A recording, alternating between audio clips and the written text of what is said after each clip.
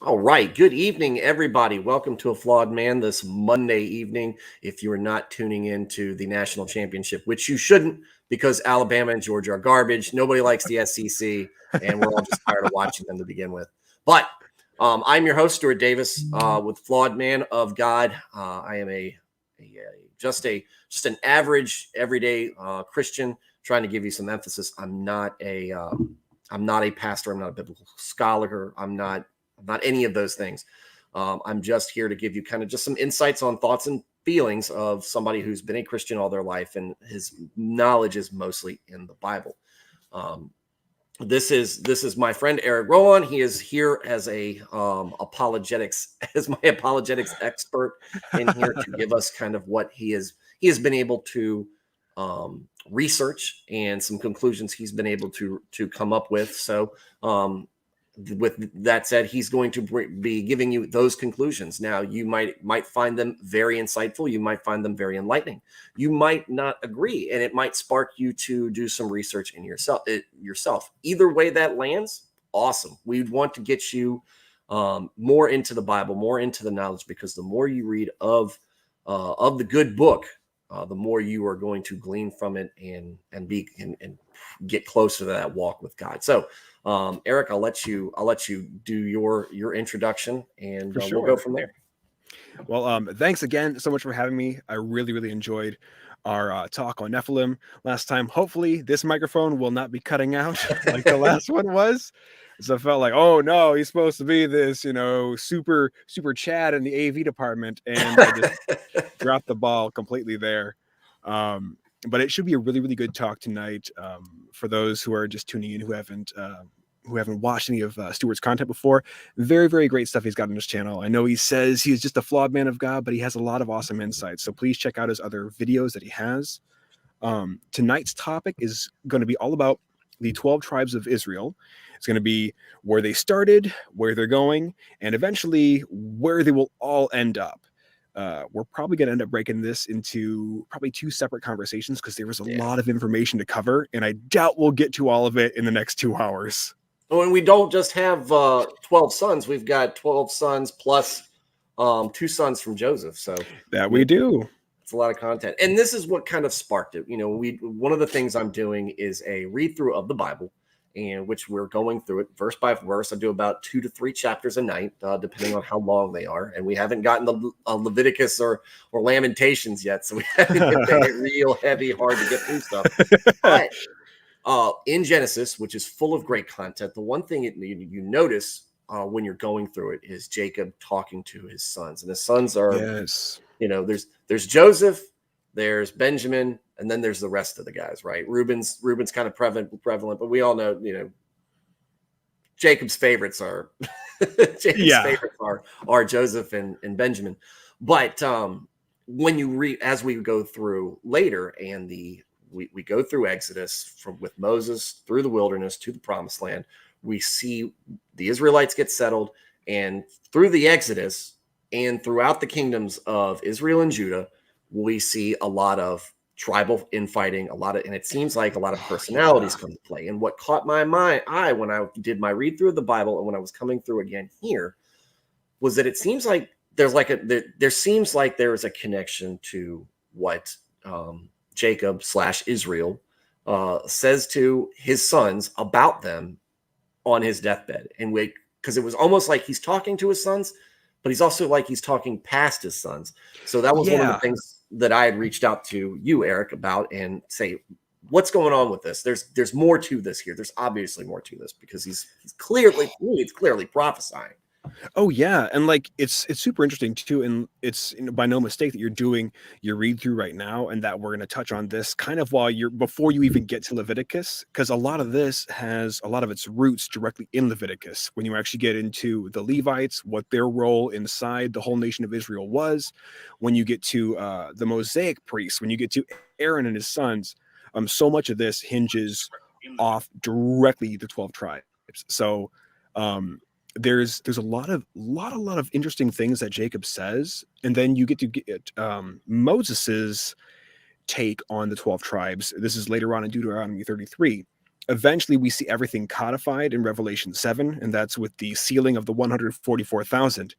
And throughout this whole journey, largely inside, I want to say between Genesis up into Second Chronicles, there is just this roller coaster that happens.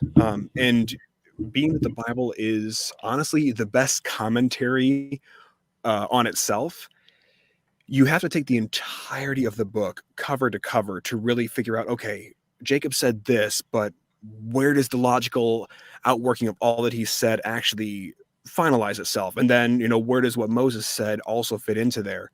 A lot of research went into this. I've done a lot of independent research, and actually a lot of what I'm going to provide tonight comes by way of Chuck Missler and his crew over at Koinonia House.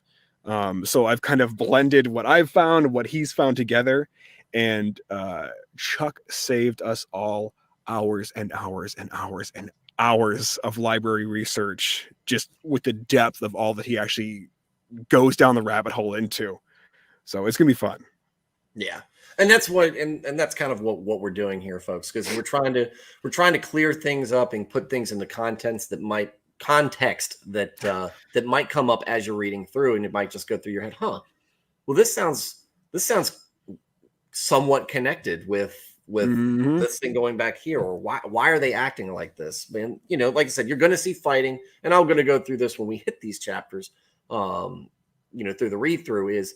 Remember, the 12 tribes of Israel, it's just like a giant family, right? And you've got, at this point, probably multiple millions of people, not just the million plus going through the desert and the wilderness, but multiple millions of people. And they're all, they're all in tribes, but they're all kind of in their little portioned out areas of Israel. And they're going to fight. They're going to fight. There's going to be rivalries. There's going to be, there's going to be politics in play. Yep. Unfortunately for us all, we're all flawed. And that is definitely a recurring theme with the Israelites, and the fact that they cannot get out of their own way most of the time. And that's what we're going to have. They're not going to live a lot of the life that God instructs for them. And they suffer as a consequence. Yeah. And it's really interesting. And I guess as kind of the caveat going into this, a lot of people, especially those who are, let's call them unread Christians, or just those who live largely inside the New Testament, they look at what they perceive to be a different God in the Old Testament compared to the New. And a lot of the questions that I often get posed when somebody is trying to figure out, okay, well, you believe in God and you're such a huge proponent for Christianity, then explain X, Y, and Z to me. Well, what they typically will ask me is, okay, how do you explain all the cruelty and suffering in the world? We see a God who's completely vengeful inside the Old Testament, and then we see the New Testament where it's all about grace and loving your neighbor. Like, why did God change? It's not that God changed. It's that you have the Old Testament, which is following his nation of people. New Testament is following his son and the teachings that his son put forth, and then the outworkings of all that. As the good word says, he is the same yesterday, today, and forever. But the difference is that you have covenant starts with Abraham, it gets re-solidified with Moses, and then it ends with Jesus Christ. And so being that God is sworn to uphold his covenants with all whom he makes them, he has to allow himself to essentially, act on those covenants as extremely as the day that he first said them. So like in Isaiah, when he talks about essentially what he's alluding to is Jesus being the new covenant, or when Moses, when they recodify it inside Exodus 24. There's a lot that happens, and there is a specific reason for all the violence that you see. Like Stuart said, there will be some violent times that we're going to talk about here. There's about 90 instances of war within the Old Testament. And anytime that the Israel is not fighting with either a Nephilim or a Rephaim tribe, it's typically they're fighting with a Moabite tribe, which is descended from Lot, or they're fighting amongst themselves. A lot of civil war happens. Themselves, yes. Yeah. I figure probably the best place that we can start is to just start off with the names of the sons. Okay. They're essentially their own lineages, and we can actually get into what their names mean. it's really super interesting inside the Bible when you see the meaning associated with the name and you look at how that person's life played out and you're like, wow, this is crazy, because their name really seems to be in line with how they either lived their life or how they were.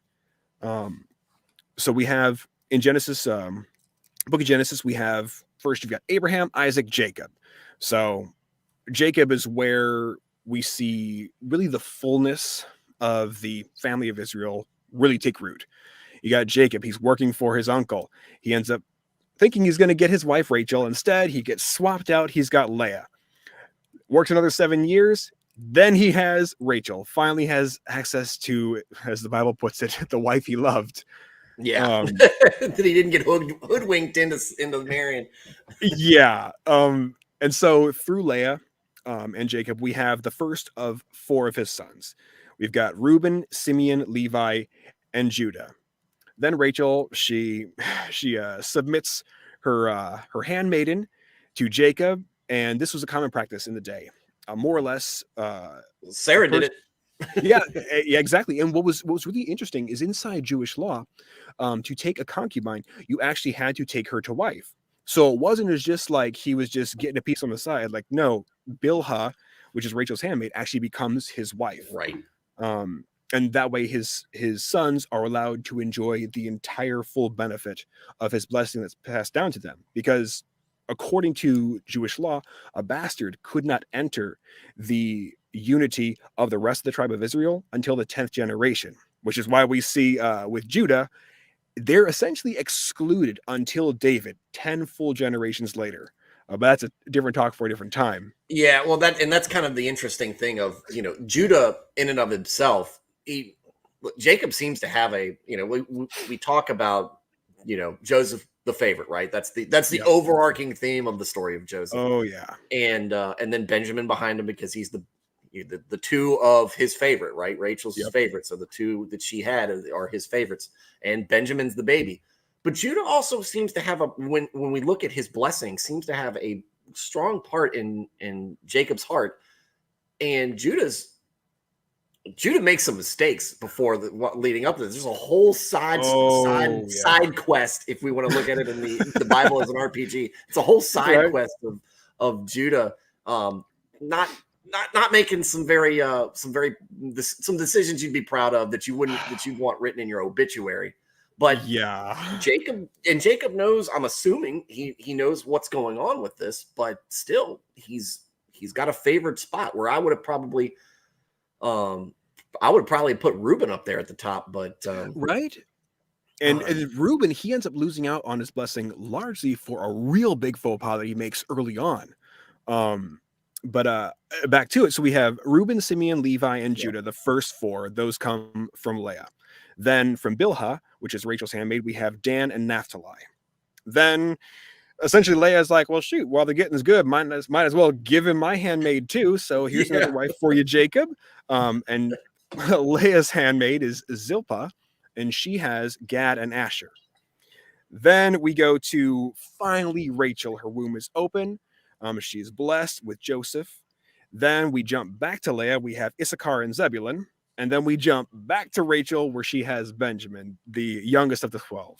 And then eventually from Joseph, we'll have Manasseh and Ephraim, who later on Jacob will actually adopt as his sons. And they end up being able to partake of the blessings that he does give to them. Because of course he does.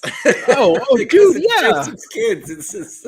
Yeah, like I'm sure that in his mind, Jacob's like, dude, I got 4 sons out of Rachel. This is fantastic. Yeah. Well, somebody ought to make an edit of the meme where the guy's holding the dog and the cat's in the background. But it should be it should be 11 other cats, and it's just the dog, and he's like Joseph, and everybody's the other one else. Because that's literally how it feels. And then it's just like, oh, you've got 2 sons? Oh yeah, I've got plenty of other grandsons and granddaughters, but these two are gonna be just like sons to me. And I haven't even met them yet. I just heard about them because I met you, and I've been reunited with you.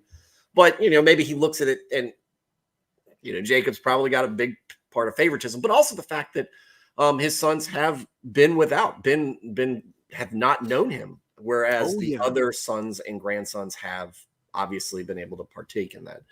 So What's maybe really making interesting it too, and I want to say that this lends some credence as to why Jacob really, really loved Joseph and Benjamin so much.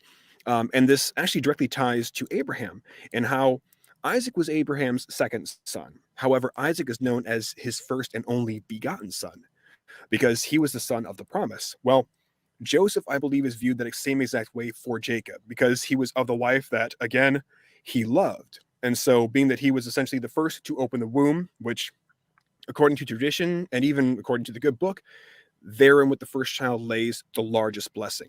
But then Yeah. we'll eventually see from Joseph, because Joseph is already madly blessed. When it gets to his son's blessing, Yes. Joseph is like, yeah, here's the firstborn and here's the secondborn, and we see Jacob actually switch his hands over to bless the younger over the older. But I guess what'll kind of set the scene for us here in this, for anybody trying to take notes, I recommend turning on your captions when you watch back through this, because I'm going to give you the meanings of the sons' names in order that they were born. And then I'll give you, eventually we'll get to Manasseh and Ephraim a little later, but hold these names inside your head if you can while we go through this, because they really, really play into how these guys' lives and then their tribes eventually will work out. So for Reuben, we have, his name is Behold a Son. Simeon, heard, or he hears me. Levi, joined to. Judah, praise or praise God. Dan, judge or will judge. Naftali, wrestling or struggles with God. We have Gad, troop or fortune. Asher, happy, fortune or luck. Then we have Joseph. His is Yahweh has added, or Yahweh has added unto. Then we have Issachar, which is recompense. We have Zebulun, which is exalted, and then Benjamin, which is son of the right hand. So try and bear that in mind. If you guys had the captions on, hopefully you had time to jot them down. If not, pause the video and we'll go back to it. But we both have the same chapter open here in Genesis 49.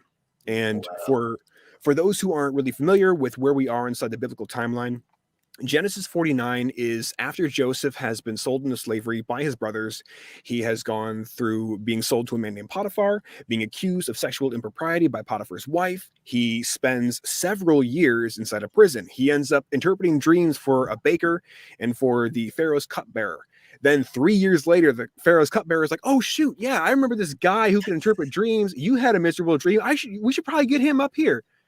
Long story short, Joseph ends up becoming essentially the second most powerful man in the world. Because up to this point, with all the famine that's taken place in all the different nations that are coming to Egypt, at the tail end of this 7-year famine that they had, Egypt is the most prosperous place on planet Earth. The Pharaoh is literally ruler of the world, Joseph second under him. So at the end, Joseph has brought his other 11 brothers. He's brought his father, Jacob, pretty much all of Jacob's house to now live in this really just beautiful and lush place in Egypt. So this is after the big reunion, after everybody's been brought together. Jacob is nearing the end of his life. This is a few years after they've come to Egypt. And so now he is going to bestow a blessing on all of his sons. Much like as we saw with Isaac, where he goes to bless Jacob and Esau. Well, because Jacob, snuck in there and essentially stole the birthright, Jacob was blessed way more than Esau, but Esau was also blessed as well. And they both end up having pretty successful lives. But it's sort of it's a definite rite of passage from the father. And it really is a passing on of whatever blessings were bestowed to them. They then are imparting that to their children. So with the first one, and we're going to kind of go in tandem here. I'll be giving you the insights from Genesis 49, which is where we see the first blessings coming down from Jacob. And then we're going to be jumping back and forth between that and Deuteronomy 33. Deuteronomy 33 is where Moses is actually speaking blessings over the tribes of Israel as well. And this is going to be, you have Genesis, Exodus, Leviticus, Numbers, Deuteronomy. We're going from the beginning of the Torah to the end of the Torah. So you'll see there's going to be some little gaps here, which we're going to fill in for you. But some of them might start off really bad, and end up pretty good. Some might start off really good and end up pretty bad. But jumping into it initially, we have Reuben. That's who Jacob starts with. And he's praised initially. The prophecy over him, he says, hey, he's unstable as water. You shall not have preeminence. And it's largely in part to Reuben, who nailed his father's concubine. Oh, yeah. Forgot about that. Yeah. Sucks for Reuben because Reuben was the firstborn. And firstborn of Leah, not Rachel, but he should have had the bigger portion of all the blessings. But Reuben screwed up. So jumping forward to Deuteronomy 33, where Moses speaks of him, he says, let his men be few in number. That's Deuteronomy 33. You have the first numbering of all his, I guess, all the tribes, the first numbering or first census taken in Numbers 1. And that first numbering is 46,500. Second numbering is in Numbers 26, and it's dropped by almost 3 full thousand. It's 43,730. Almost all of the other tribes of Israel had increased dramatically in number by that point. So it seems like there was a definite dwindling in his number for sure. Next up, we have Simeon, and we'll do Simeon and Levi together because Jacob he kind of lumps them both together.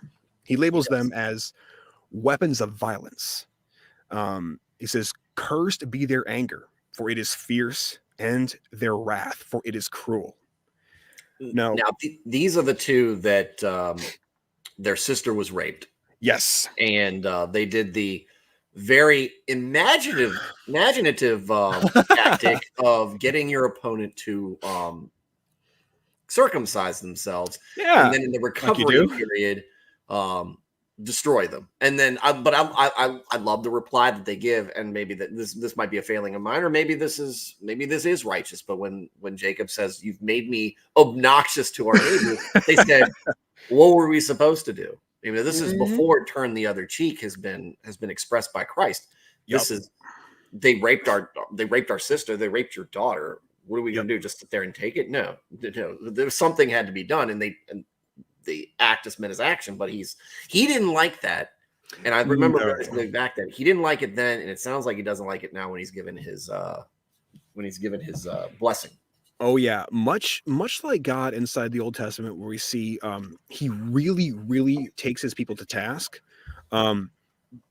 Thank God that we have grace, and we see that really poured out after the Last Supper with Jesus Christ and after his hanging on the cross, because we're not seeing the kind of discipline and or punishment carried out in our lives like we see inside the Old Testament. Now that grace exists for us and we have the freedom to go to God every single time we slip up, we have unbridled access, whereas they did not. And even up to this point, we don't even have the Levitical priests even positioned within Israel for them to even go and make atonement.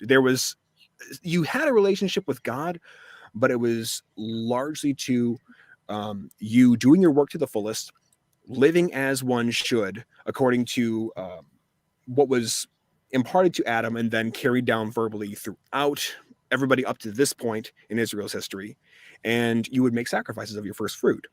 So he takes Levi and Simeon to task here. And Simeon, Levi, they both get dealt pretty harshly throughout the course of their life, save for Levi having an incredible blessing of being able to be the priesthood. Yes. And not just the priesthood for their own clan, but for all the other tribes.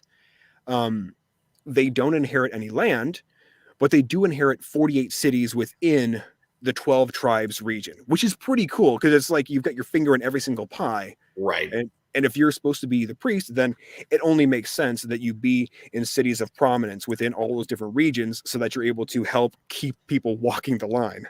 Right. Now, was Moses was a Levite or Moses? Or was it because Aaron? Yeah, I guess he would have been Levite because him and Aaron were brothers. Because Aaron's a Levite. Yeah, right. Yes. And so that's what I think. I thought he was a Levite because Aaron was a Levite, and Aaron's, your first priest of the religion, right? of the faith. He's the first priest, and that, like you said, that's a pivotal thing, right? It And really is, especially when you get into Leviticus, because you see a huge responsibility leveled on top of the Levites, and then secondary to that, you see a huge responsibility to the other tribes, where it's like, hey, look, they're the ones who are going to be carrying, the tent that we're going to make. They're the ones who are going to be carrying all the instruments for the temple. They're the ones who are going to be ministering to the Lord and you on your behalf. So you all better protect them, even down to how they have to set up their camp, which is wild, which we're going to get to later as well. But jumping back into it, we go to Deuteronomy 33. And hold on, I think I spoke out of line before. Genesis, Exodus, Leviticus, Numbers, Deuteronomy. Yeah. So we're right. Deuteronomy 33, he speaks of Levi first. I'm going to end up taking what Moses says in Deuteronomy 33. It won't quite be in order, because we're going to try and go tit for tat with Jacob. So anybody who's reading who's like, wait, he jumped backwards and forwards, that's why it's happening. Yeah, Moses changes the lineup on when he addresses them versus Jacob, who does a better job remembering the order of the sons. This is true. But Moses, he says of Levi, he says, give him the Thummim and the Urim. Those were two implements that were used by the high priest in interpreting the will of God. We're not quite sure exactly what they were. We do know that they had a breastpiece which had 12 colorful gemstones inside them, and the Urim was kept in the ephod of their ceremonial robes that they wore. Some people have wondered, did the gemstones light up in certain patterns, and that was how they could interpret the will of God? Is it possible that the Urim and the Thummim were a specific kind of lot that you would throw, and that then gave you God's will? We're really uncertain. But the high priest, whose duty it was to wear said ephod with that breastplate, he was the one who did the ministering to God in the holiest of holies, and that was where he was speaking face to face with God through the smoke of a censer. So again, a lot of what's understood about that is lost to antiquity. Maybe the Vatican's got something inside their library that clears all that up for us, but we may never know. Anyway, he goes on and says, so give him the Thummim and the Urim. He says, they shall teach Jacob your rules, and Israel your law. Okay, so big responsibility. Like, these guys, hey, it's your duty to teach not just the rules, but the entirety of the law. They were to serve as priests, and they hated idolatry. References for that, if you want to chase those down, look up Exodus 32 and look up Deuteronomy 33 verses 9 and 10. Look up Malachi 2:14. They were also exempt from military duty, being that they were supposed to be administering in the temple duties and then ministering to the tribes. And they were subordinate to the sons of Aaron. So, like you said before, we have Aaron, who is the first high priest, and then from them, his lineage, they're the Levitical priests, and the high priest had to be from the line of Aaron. You couldn't just have somebody step in who was outside of that, because they would be executed by God if they made it into the Holy of Holies without having that direct blood connection. You're not supposed to be here. Yeah, it's like, hey, so whoever said you could come in, you probably should have had them tie a cord around your foot, because you're about to see me in 3, 2, 1. Yeah. You didn't double check your ancestry.com notes. You should have swabbed a little better. But then jumping down to Simeon, we have a little bit more detailed into him. So Jacob, he says, detained by, this is the guy who was detained by Joseph in Egypt during that whole silver cup fiasco, where it's like, hey, do you have any other brothers? And they're like, no, he's the only one. And then, oh crap, we got a silver cup in his bag. After we brought him to you, our father's going to die. Simeon is the one who gets kept with Joseph. His numbers decreased in the wilderness when they were out wandering about. Reference for that would be Numbers 1 and 26. And he's divided in Jacob and scattered in Israel, unfortunately. What Moses says of him in Deuteronomy 33, he pronounced no blessing on Simeon's tribe at all. And thankfully, they didn't die off, though. there are 13 princes of Simeon that are actually recorded during the days of Hezekiah, and that's in 1 Chronicles 4. So though they had no further blessings spoken over them, they weren't completely wiped off the face of the earth, thankfully. Next up, we have Judah. And he says of Judah, your brothers shall praise you. Awesome. Judah is spoken of as being a lion's cub. Okay. We know Jesus, one of his monikers is the Lion of the tribe of Judah. He says, the scepter shall not depart from Judah, nor the ruler's staff. And if we look into the lineage from Judah to Christ, we know that starting off with David, who was the king that God really wanted for Israel. From there, you have the city of David. Jesus Christ is known as the son of David. We're told that even David will reign with Jesus into eternity. So the scepter will never leave Judah's house. Up to this point, though, there has still been no king in Israel. We finally get Saul, and he wasn't God's chosen guy. So hence, that's why these. I always go back to Saul was the example of what you were going to get, right? Because and this will branch off a little bit, but it's such a great passage to keep going back to in Samuel when it's like, the people didn't reject you, Samuel. They rejected me. And this is God talking to Samuel. They rejected me. And you can tell them that they can get a king like they want. All our friends have got, have this. Why can't we have a king too? You don't want a king because of X reasons. And so they pick a guy where Saul is the example of when it goes wrong and why you don't want a king. And, the Saul, charismatic, a good guy at the beginning, but the moment gets too big for him. He flips and falls. And instead of doing what David does, where David, realizes his mistake and works past it to glorify God, to be better to God, with God and be closer with God, Saul goes the other way. He kind of just gives up and says, well, there's no way I'm really going to have any redemption. I'm going to play lip service to God because I still want to be blessed. But, I just feel like there's no way I'm going to be able to change myself. And I'm just going to just live this way. And that's, he really falls apart. It's a sad story, but he doesn't really rule. He doesn't really rule Israel. He's just there and does some good battles and everything. But, who really saves the day? It's David. When they're getting their tails kicked by the Philistines, David shows up as a child, as this descendant from Judah, the lowest of the order of sons, and doing one of the lowest most demeaning jobs was as a shepherd. He comes in and he just works these wonders. He's the wonder kid, and he is the wonder kid that if Jesus is going to preeminate anybody, it's going to be David. And I know the Jewish faith has their whole hang up that, since Joseph is not the father of Christ, that, that he's not actually for that. But I think the intention is there. I think that a smart and intelligent person can read between the lines of why was Joseph picked to be the earthly father of Christ. And no, you can't. I don't think you can sire a deity like that in that manner, because I don't know, that it makes more sense to me that it would happen the way that it did. Yeah, it's because we were raised this way, and this is the way the faith is. But it makes more sense that if you are part of God, you come from God. You don't come from Joseph. You don't come from Judah. But again, and I'm critical of Judah, but at the same time, I do like Judah because he stands up for it. When Jacob is having his moment of weakness, he does not want to go back. And poor Simeon, right? I guess we don't have Simeon anymore. But he's dead to be sorry, boys.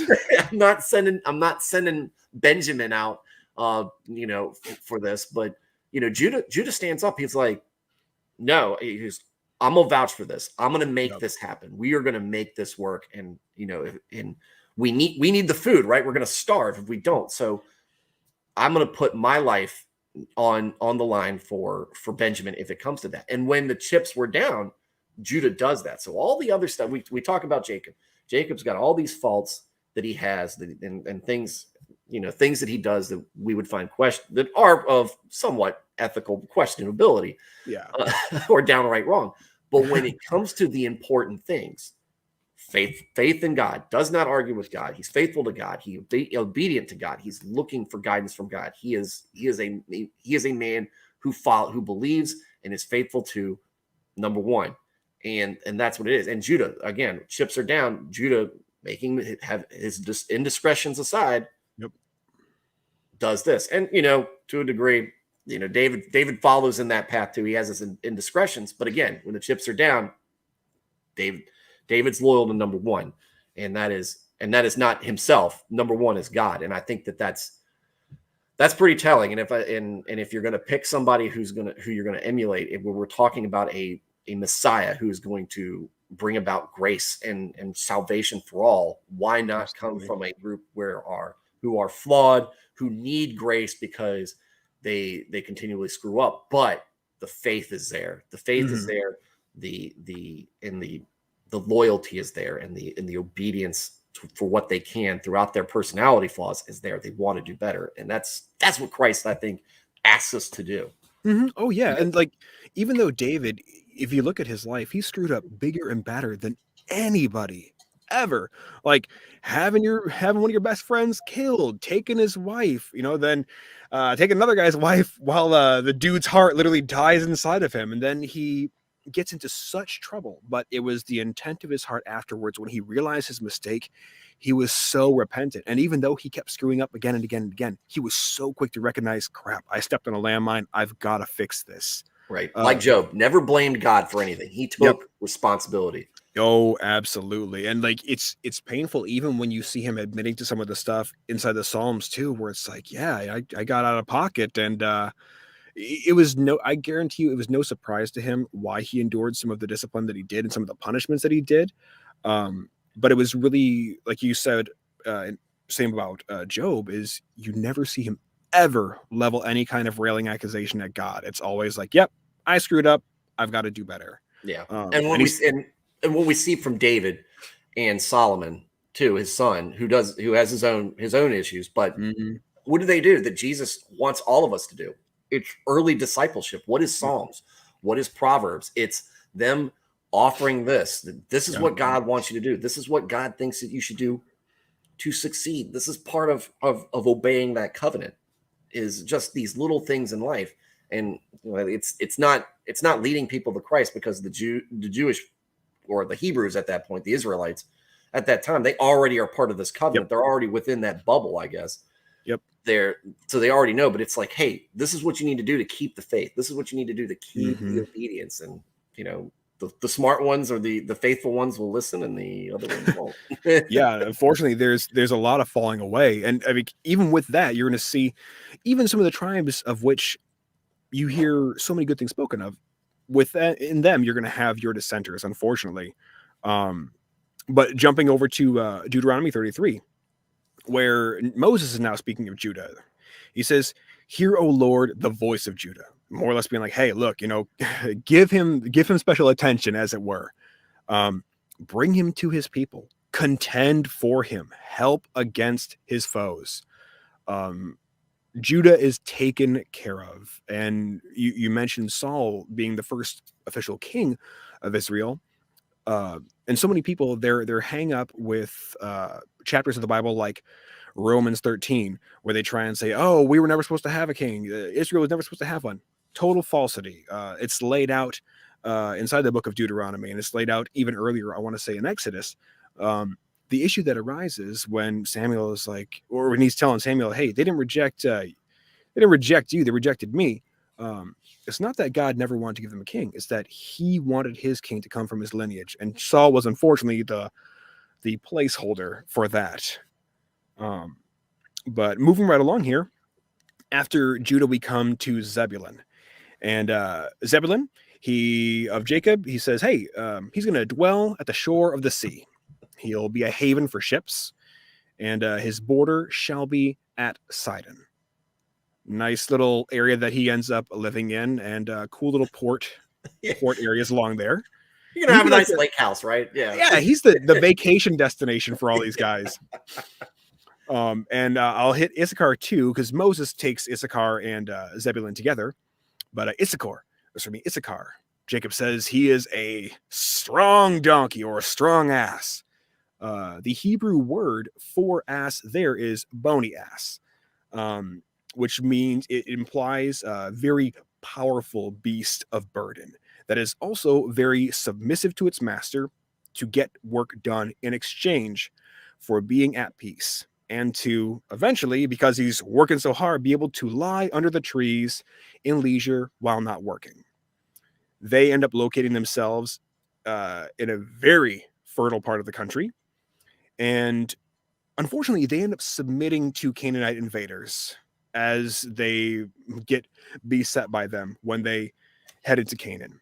And instead of fighting against them, they literally allowed themselves to be taken as slaves, which sucks for Issachar. But it's not the end of the story. Moses in Deuteronomy 33 of Zebulun and Issachar, he says, rejoice in their going out and in their tents. Awesome. They'll call people to their mountain and make right sacrifices. All right, cool. Seems like they're, seems like they're at least going to, if they put their foot out of bounds, it's coming right back in. He says, they draw from the abundance of the seas and the hidden treasures of the sand. So on the one hand, it's like, cool. Is the abundance of the seas? Oh, they have no shortage of food because they're really super good at fishing. Or is it that that they end up having like a really great pearl trading? Because pearls and clams and oysters were seen as unclean to Israel and to the Jewish community. However, they were allowed to deal in pearls. So it's funny when you see Jesus talk about the pearl of great price, because for any Jewish person, like that really doesn't mean a whole lot, save for when you understand what that pearl would mean to Jesus and the fact that they used to actually deal in pearls because they were very valuable to the Gentiles. And then from Issachar, there is kind of like the lingering question as to what happens with him. It seems that he goes from slavery into courageous action. So like I said, wasn't quite the end of the story with him, and we'll get into more of him later on. It sounds like, he's your prototypical large workhorse guy who's very submissive, very slow to anger, but once he gets moving, watch out. Yeah, he's the crock pot of the gang. Right, and that makes sense because, like you said, this is what Issachar is, and then his people end up becoming, like you said, more interested in tilling the soil and being and working the fields than getting up and revolting like they would need to against the Canaanites. So what ends up happening is they end up being, subdued by them, I guess, or enslaved. But you can only push a man too far, right? Yeah, very much. And we get to see a whole lot of smashing done in reverse when we get to the book of Joshua. And he wages his 7-year war campaign all throughout Canaan. And it's like tables totally turn at that point. And then even on into when you get into some of the major prophets, when they're recounting tales of what's actually going on, it's like, wow, these guys really end up not just taking each other to task, but they end up drawing on each other to help take all these other Canaanite tribes to task. And it's really, really cool when you get into some of those battles. Jumping onto the first of the sons to really, really take a dive for the worst is going to be Dan. He has what Jacob initially says over him. It seems like this is going to be that Dan's going to be in a position of preeminence, because he says he shall judge his people. Okay, interesting. Maybe Dan's going to be the one who's supposed to hold everybody rigidly to the law, to God. But then he follows it up and he says he's going to be a serpent in the way. He shall be a serpent biting the horse's heels so that the riders fall backward off of. Dan, unfortunately, they gave themselves over to idolatry fairly quickly in Judges. And this is where they're seeking out a priest, essentially, and some household gods, some graven images, if you will. And the priest who they want, they're dead set on getting a Levite because they at least know that much. We got to have somebody from the Levitical priesthood to contend for us. So like, hey, you want to be our Levite? Awesome. The guy that they go to, he's already serving this other dude as his personal priest for his family. I believe I want to see he's got a wooden carving and a metal carving.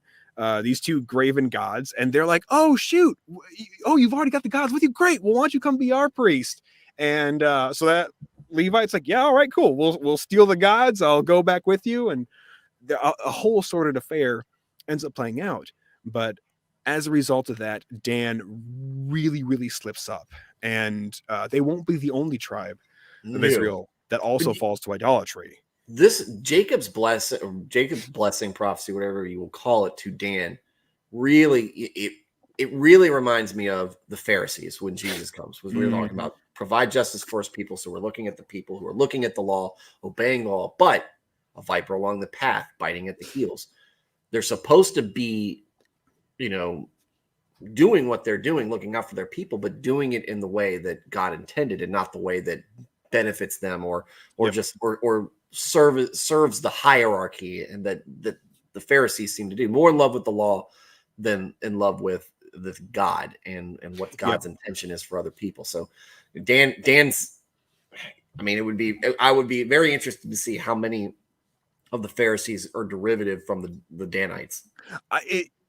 It would be interesting to go down that what's the word, family tree rabbit hole there, because I want to order one. It's poster size, but it is a family tree spanning the entire Bible, and it is gargantuan, but it's so cool to see where all those lines end up. I'm probably gonna just have to order one now. My birthday's coming up here real soon, so I'll probably just treat myself. But it's interesting what Moses ends up saying about Dan.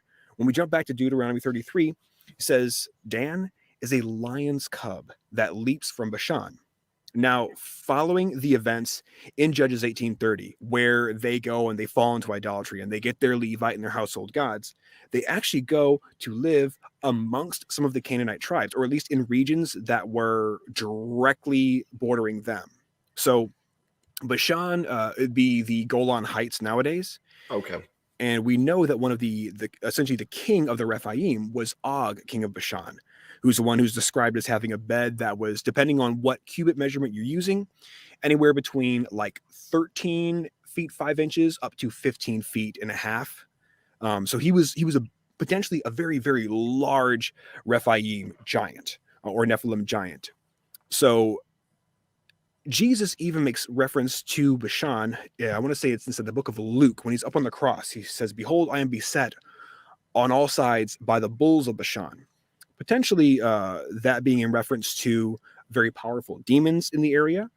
And it's by no mistake that he says he's going to be a lion's cub that leaps from Bashan, because he does end up residing alongside these Canaanite tribes.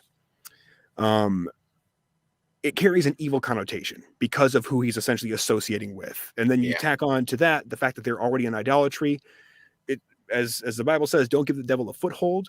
Dan gave the devil way more than a foothold in that regard. Again, they were the first of the 12 tribes to descend into idolatry. They end up getting slided in the genealogies. When we look at the genealogies in Genesis 46:23 and Numbers 26, Dan's sons are completely omitted from inside there. Essentially, their names are blotted out in First Chronicles 1 through 10, blotted out. Revelation 7, they're blotted out as well. Man. They are also mentioned last when he's mentioned in Numbers 10, in Joshua 19, and First Chronicles 27. And there's two of the sons inside Dan's tribe, Hushan and Shusham. Their names are actually in place of, their names actually come out to be pit diggers. So they really get demoted, as it were. You're going to be the ditch diggers. Yeah, like, hey, go outside and kick rocks, you jerks. This is what's going to happen to you if you're like the dad coming in is like, you're not doing anything except for just worshiping these false idols. You're going to grow up and dig ditches for a living. Not to say bad about people who work for a living, but that's the communication is that, look, there are occupations that are looked down upon. Shepherds are one of them, which is what. But from these things we see great things bloom. Oh yes. But yeah, it does sound like, man, that there's some corruption there, and it is systemic in that tribe. The it is corruption that's going on there. Oh yeah, and like what's so interesting too is, and you actually brought this up last time we were talking, but it's really interesting when you hear people talk nowadays, and they're like, how could they do such a thing after seeing all these incredible miracles that God's done for them? If I saw something like that, well, then I'd totally believe. And the response back is kind of like, you say that now, but we're dealing with, as God puts it, a stiff-necked people. And they literally saw the 9 plagues of Egypt carried out in front of their very eyes. They watched the Red Sea be split in 2. They had bread fall from heaven. They were up to their armpits in quail all around their tents. Like, they watched water come out of a rock twice. But yet, it's like they had the shortest short-term memories in the history of everybody. Because it was like as soon as they were, like a week or a couple of months out from that last great blessing, boom, we're right back into complaining. We're right back into, hey, let's melt down all the earrings and make a golden calf because clearly Moses is dead and we got to have something to worship. It's been a few days. He's got to be dead. There's no chance. It's like somebody sitting here with a watch and like, he's been gone 10 minutes. All right, guys, he's clearly dead. Where's that brazen serpent? Yeah, let's start offering homage to that thing now. Well, God, you can credit him with all things, but he also is the preeminent being in the ultimate being in the universe. So he has access to that just unlimited power, which unlimited patience, as we see throughout the Old Testament and New and today. But Moses just being a dude, right, and just being the dude that he is. And dealing with that. Look, I've done these miracles. Look at what God's done for us. I don't deserve to be here, but he's picked me to do this and everything. And they come with, why didn't you just leave us in Egypt? We were better there. Now we're gonna die. It's like, I love Moses. What have I been doing? He's like, I didn't ask to be these people's leader. You gave them to me. Yeah, I think there's at one point he's like, just kill me. Just kill me and spare me from these people. It's too much. It's too much. And I'm sitting there reading. It's like, yes, I get it. Oh, yeah, absolutely. And like, it's what's interesting too is under Moses's watch, we see thousands of people literally slain by God himself of Israel's tribes. And like, I get the feeling that Moses is sitting back half the time being like, I freaking told you. I told you this was going to happen. He's like, it's like, how am I? It's herding cats, right? With all the, because they're all independent. They all want to just do their own thing. They all want to cry and whine about it. And again, this is a credit toward the Levites. He sticks with it, and Moses is given a monumental task.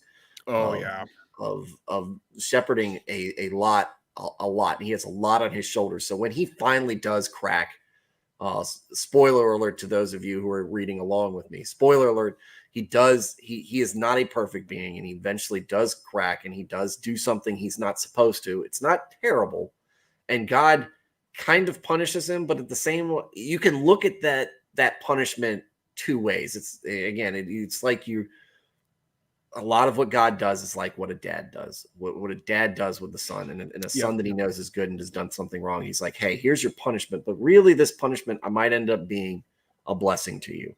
And where, look, you get to see everybody, but you don't, and Joshua, I love Joshua to death. Joshua goes in there. He's got his own problems to deal with because he's got to just pick up pieces from where Moses is. And where Moses is like, all right, you've got him this far. You've seen your mission done. You don't get to go into the promised land. You see your mission done.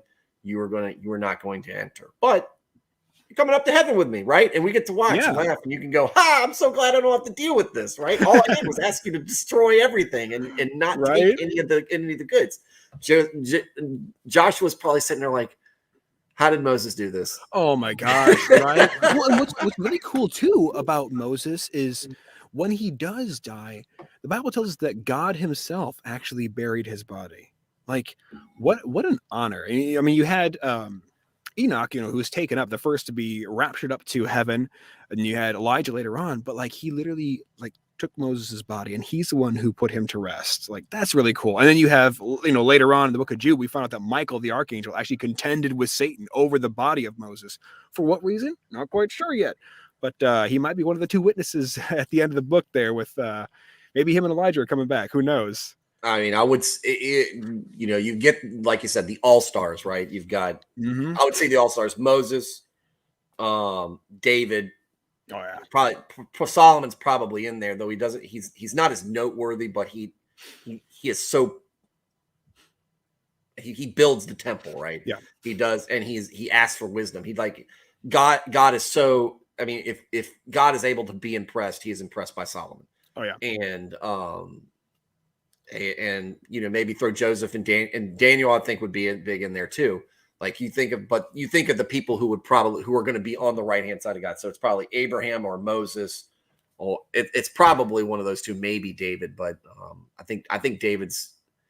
I don't think David rises to Moses or Abraham. So yeah, I would say it's probably one of those two. If I had to hazard a guess, that's who I'm banking on. Yeah. But that's what he's like I said, that's the favorite son. He's almost like the favorite son. He's like, look, I chose you for these people. I know you don't believe in yourself. I know you don't believe in yourself that much. I know that you're harder on yourself probably than anybody else. Right. But God loves that underdog. But I love this about you, and you did it. You broke that one time, but I love you to death. And you are so important to me that I'm setting you aside to the point, like you said, he buries him himself. Yep. You think about a figure that key. Of course, it's just like the demons. Demons were around when Christ was getting crucified. They wanted to be there. Absolutely. They wanted to see that suffering. That same thing. They wanted to see. They wanted to do whatever they could, probably, to the body of Moses and everything, symbolically, whatever they could do to thumb their nose at God. Yep. And good on Michael if he's not having it. Seriously, it makes me wonder, like, what was that fight like? Like that had to be incredible. Yeah. Hopefully, there's like a theater when we're on the other side. I'm the same way. As like, dude, there's so much I want to just know. It's like, look, I've got this idea in my head of what the Bible, what these accounts like. But I gotta see the movie, right? I gotta see it with all the special effects, especially when it's not like, hey, I've taken some liberties. No, this is what literally happened. Oh man. It just gives one chills thinking about it. Oh man. But jumping back in here with more of the sons, we go from Dan into Gad. And Jacob says of Gad, he says, hey, raiders, they shall raid Gad, but he shall raid at their heels. So like, all right, you might take your licks, but hey, you're going to give as good as you get. Yep. Unfortunately, Gad was often raided by nations east of the Jordan. And the land that they lived in was still good land, though. It sucks that they had to get such a raw deal by getting raided so many times. But I want to say I believe with Gad, it was Gad, Reuben, and Manasseh. They're the ones who all settled to the east of the Jordan. And if we look at the Jordan by everything west of it being essentially land of Canaan, like flowing with milk and honey, they saw really good land on the way there. And so you get the whole thing where Reuben's like, hey, I'd like some of that land. And Moses is like, yeah, sure. When we're coming back through, you guys got to make sure and help us out when we're clearing out the territories here. But yeah, if you want to stay there, fine. Gad also raided by them, unfortunately. And we jump over to Moses here. Oh, sorry. Still sticking with Jacob, what he speaks over them. We have, awesome. We got the map there. Perfect. Yeah. So Gad is the direct brother of Asher by his mom, Zilpah. And they were a fierce, warlike tribe. The Bible describes them in 1 Chronicles 12 as having faces like the faces of lions. And to give you an idea of how strong and powerful these guys were, how warlike they were, it tells us that they were experienced with shield and spear. They were swift as gazelles. Elijah was actually of the tribe of Gad, which is pretty cool. And it says of their military prowess, the least of them was a match for 100 men, and the greatest was a match for 1,000. These are some badass dudes Yeah. when it comes to their military prowess, which is awesome. And strategically speaking, that's who you want on that borderland when if you're talking about Honestly, yeah. giving them good land. Obviously, if they didn't, they wouldn't be such a target for raiding. But you say, who do you want? If they're going to be under attack, you want to put the people there who are going to be most equipped to fight back, and they're not going to get run over. Yep. And it's like, I love that while Jacob says, hey, look, they're going to get raided, but they're going to be raiding right back on their heels. So it's almost like, oh, I took that. Well, hey, surprise. Come on, boys. Let's go get them. Yeah. Like, and so, thankfully, awesome blessing spoken over him. Then we have Moses' blessing in Deuteronomy. He says, blessed is he who enlarges Gad. Okay. He crouches like a lion. He tears off the arm and the scalp together. Chose the best land, because where they were as they're walking through, they're like, this is great here. We'll be good. Hey, best land came with the heads of the people. With Israel, he executed the justice of the Lord. So like Gad, walk in that line. He executed judgments for Israel. And again, they were bruisers. Yeah, that's what he said. They're the I guess if you think of a Partreon or the executioners, right, or the folks who are supposed to, if you're a Warhammer 40K fan, they're probably the Space Wolves. There we go. They're the folks who come in when the family order needs, they're the enforcers. They're the enforcers. That's what it is. That's what I was looking for. The enforcers of the tribes. Or if it was the mob, they're the cleaners. Yeah. The sweepers. Then jumping right to his brother Asher, Jacob says of Asher, he says, Asher's food shall be rich. He shall yield royal delicacies. We know that the tribe, they settled along the rich northern coast of Canaan. They lived in a super, super fertile area, which was awesome. And they were faithful to the Mosaic priesthood, which is, like, on all accounts, awesome for them. Probably pretty important if they're going to be preparing the food. It needs to be, if they're going to be like the guys who are good with the delicacies. Oh yeah, and they need to be making it within the rules. Oh yeah, absolutely. No cloven hooves, or one that doesn't chew the cud, which parts the hoof.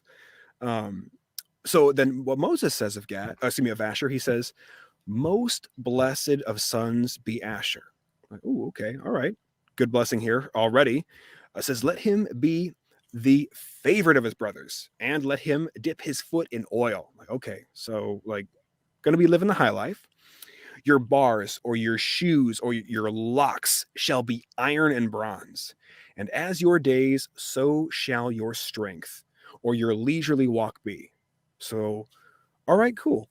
Live in a fertile area, like you're gonna be strong. Like as long you're gonna have not just good days, but leisurely days. Okay, sweet.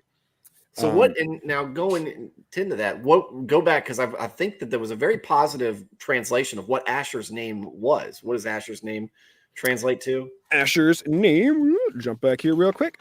Asher's name translates to happy, fortune, or luck. Dang. I mean, right? Yep. So check this out. So Asher, he settled in Mount Lebanon from Mount Lebanon to the Mediterranean, according to Joshua 19. What's interesting, when Jacob mentions royal delicacies, there's some cool speculation, and I'll chalk this up to Chuck Missler postulating this one, but I don't think he's wrong. Said royal delicacies could refer to material that was provided from that region to David and to Solomon for the building of the temple, and all the implements and the instruments that were supposed to be in there. References to check for that would be 2 Samuel 5 and 1 Kings 5.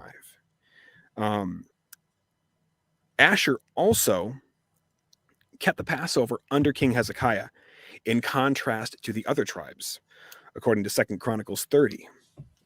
And also from according to Luke 2:36, the prophetess Anna is from the tribe of Asher, which is pretty cool too.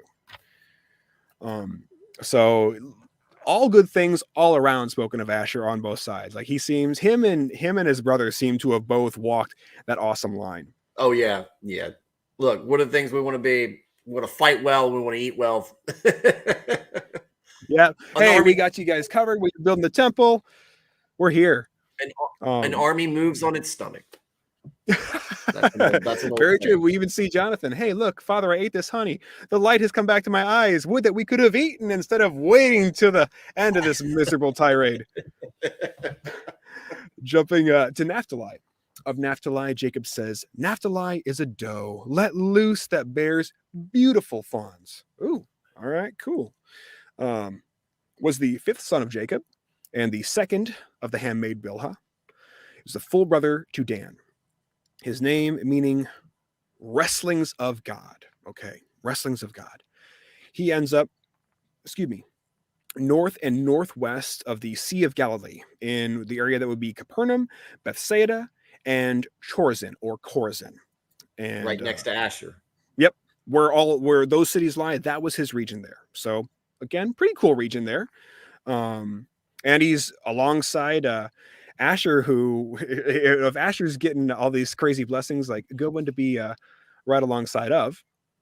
Then we have Moses' pronouncement over Naftali in Deuteronomy.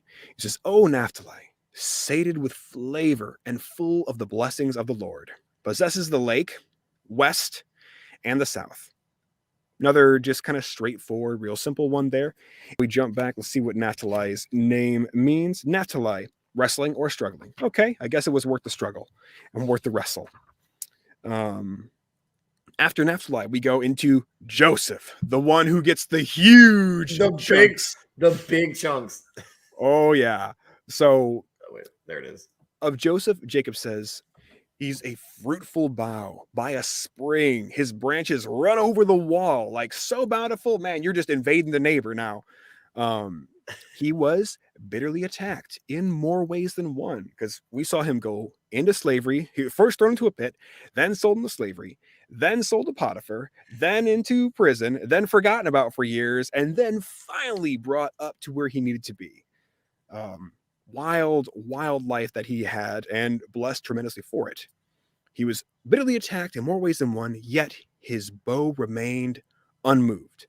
His arms made agile by the hands of the mighty one of Jacob, God, lavished upon more than any other brother. Yep. He has blessings in every aspect of his life. Super awesome. And his name means, may he, God, add sons, according to Genesis 30.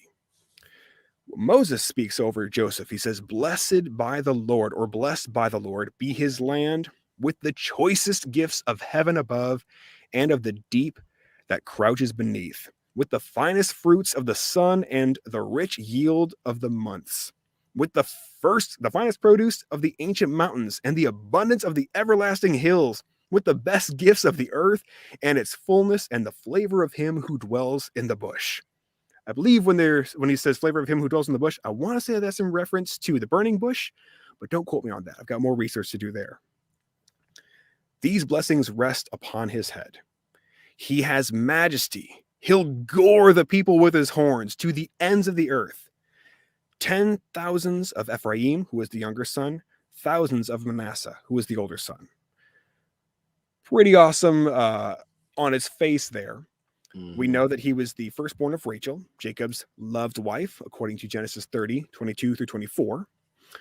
If you look at his life in just simple one-word terms, first he was favored, then he was despised, then he was sold, then he was exalted, according to Genesis 37 all the way through 50. There's Chuck Missler, again, was one who was a cool proponent of this, and some of them are a stretch, but I believe I want to say there's a book that was written which compares Joseph to Christ as kind of a model or a type of Christ in over 100 different ways. I haven't read it yet, but I want to check out the list and see where all the ends meet. Because I would imagine that there's probably a number of them that are pretty spot on. That was always what kind of confused me because, just thinking about it, it's like if the lineage is going to go from Abraham to Christ, and everything starts to split up at Jacob or Jacob's sons, you would think it would be Joseph that would have the line that would go to David and go to Jesus, but it isn't. But I mean, I guess Jesus's father's name is Joseph. I think that's poetic. Yeah.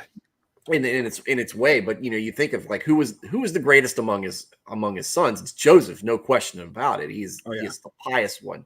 He is blessed with gifts. He takes the best advantage of it, and yet he struggles with other people accepting him because he's blessed. He's charismatic to a degree, but everybody seems to be envious of him because he always seems to be landing on his feet. But a lot of that is through either him counting his blessings or just his faith, just his faith in general, doing the right thing when other people wouldn't. Hey, what does it say? The furnace for gold, the crucible for silver, and God tests the heart. Joseph was definitely put through the crucible for sure, but I feel like that really, because he struck me as really kind of naive in the beginning there, like when he's telling his brothers, oh yeah, dudes, we had sheaves of wheat, yours all bowed to mine. Then like the sun and the moon, they were like, whoa, Joseph's the bomb. And his brothers are like, oh, you freaking get low this guy. Look this guy over here telling us this little moof, go back home, ya hump. Wear your stupid colored jacket over there. Like kick him into the well. Yeah, I mean, it was just like and from what I understand, just a brief bit of research I've done on Joseph, that the Jewish faith has two schools of thought on that, and one school of thought is that Joseph really was kind of full of himself, and that his experiences in Egypt and everything was a way of humbling him, which is, I don't know how true that is. I take more of the approach that he was the naive one. But it's plausible that someone would act like that because he is a bit spoiled. Maybe he was a bit of a spoiled guy, but I feel like it lines up better that he's just naive. He's just naive because he doesn't know any better, because he just assumes that everybody else is blessed, and they all are. Jacob's is incredibly rich. He's incredibly well off, and all these guys are just taking different portions of it, but as much as they're blessed, somebody else is blessed more. Yep. Look, and with Joseph even too, like I want to say that the trials he got put through, they probably taught him what to and what not to say. And they probably also taught him like, hey, read the room, bro. Like, like have a bit of decorum about yourself, but also like you're allowed to not say everything that just flits through your mind. You mean you mean like when you're interpreting a dream and he's like, oh, do me. Oh, you're gonna die, dude. He said, oh yeah. You're gonna die. That's your dream. Tough break, dude. I've got to go run this prison because I'm in charge now, even though I'm a prisoner still. Like, how amazing is that? Like, hey, let me talk to each of y'all individually before I do this, because these don't always go the way that everybody thinks they're gonna go. Probably the guy's like, I had a dream too. These birds ate the bread. Like, hey, can you come over here for a second? Yeah. So like 3 days. Like, I'm so sorry, man. Like, make your peace, okay? But from Joseph, we have his two sons, Ephraim and Manasseh. Ephraim being the second, Manasseh being the first. And as I mentioned before, Jacob directly adopts those two sons as his own sons. So Genesis 41, we see, as I said, adopted by Jacob, blessed. Ephraim is blessed before Manasseh in Genesis 48. Sorry, not 48, 49. And he ends up, leading his tribe of the northern kingdom of Israel, according to Isaiah 7 and Jeremiah 31. Now, Manasseh, his name means making to forget. Okay. First son of Joseph, and Asenath, his wife, his Egyptian wife, according to Genesis 41 and Genesis 46. Adopted also by Jacob, according to Genesis 48. And his tribe is known for its valor. Really cool. From Manasseh, we have some pretty heavy hitters. We have Gideon, who we see in Judges 6. We also have Jephthah, who comes to save the day in Judges 11. Jephthah also makes a tragic vow which costs the life of his daughter. Really, really sucks for Jephthah. To me, that's the saddest story in the Old Testament. That's Job's tragedies aside. It's just to me, it's a story of warning where it's don't just assume Yep. that you can just don't play loose with your with your vows and promises to God, oaths. because Yep. you don't know what you're doing. And his daughter, man, you talk about taking that in stride. She did.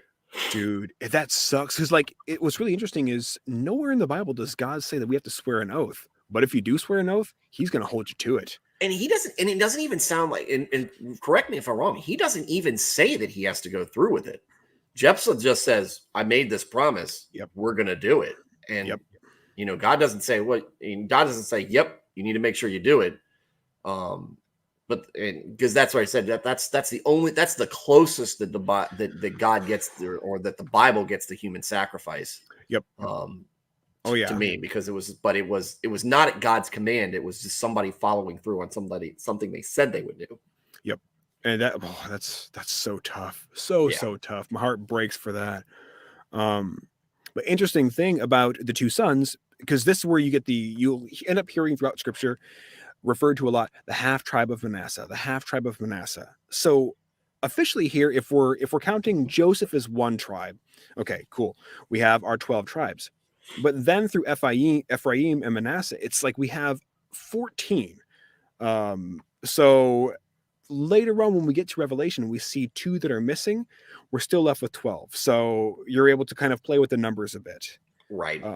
And of the half tribe of the 2 half tribes of Joseph, Manasseh, and Ephraim, we have one half goes east of the Jordan, according to Numbers 32 and 39. And then we have one tribe that goes west of the Jordan, according to Joshua 16 and 17.